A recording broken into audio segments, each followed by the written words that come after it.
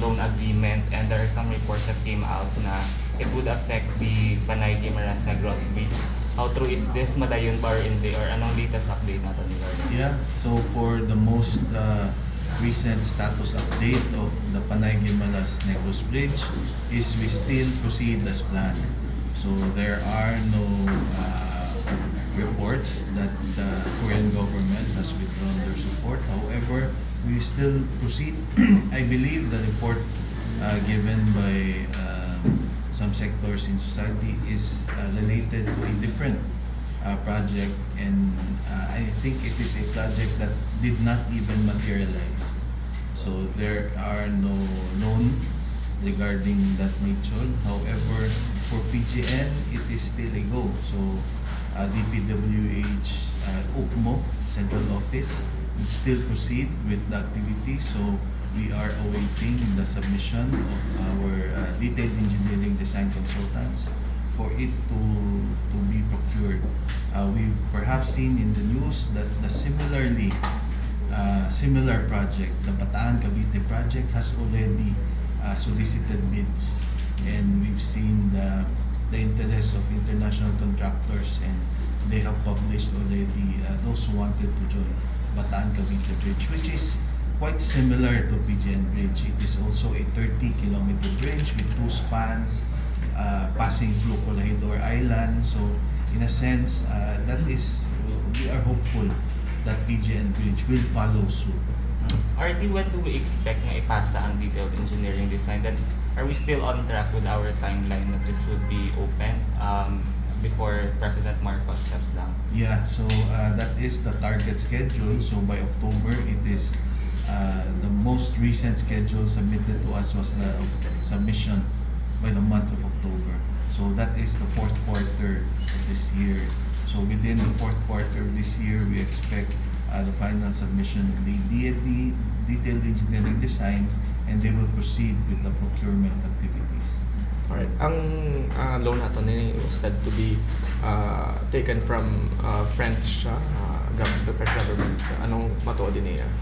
No, the loan from the French is a different bridge project. It is, I believe, a DAR project. Our PGN bridge is under DPWH. So you've mentioned the French, so it was, I believe, the result of that Korean statement, and it did not materialize. So DAR went to a different ODA source, which is the French. Similarly, most of the bridges long time ago also was supplied by the French. If you'd see this steel bridge here in Iloilo, you'd see those are the modular bridges being built. For PGN, it was DOF who is in charge of our loan availability, is earmarked this for Korean sources.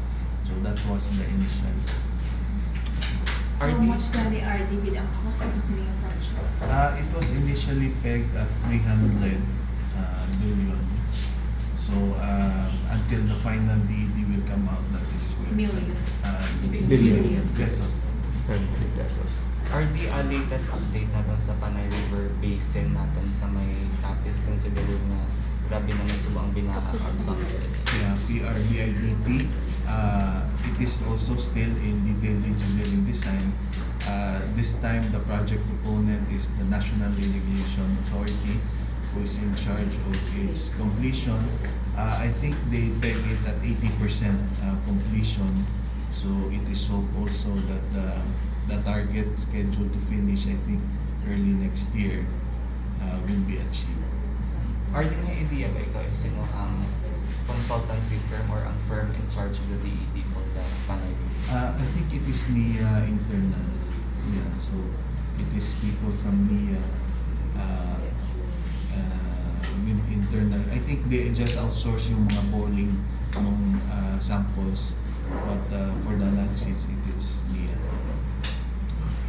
RD, ang 300 billion is up to Negros na siya? Or The two, yeah. The two bridges? Dalawa. So for Iloilo to Panay, that's how much?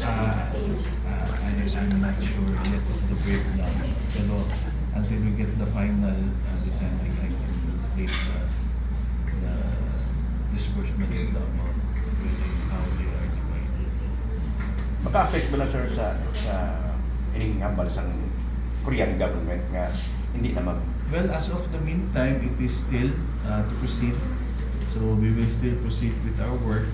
And I think for the sources of funds, DOF will be able to decide on which ODA to tap.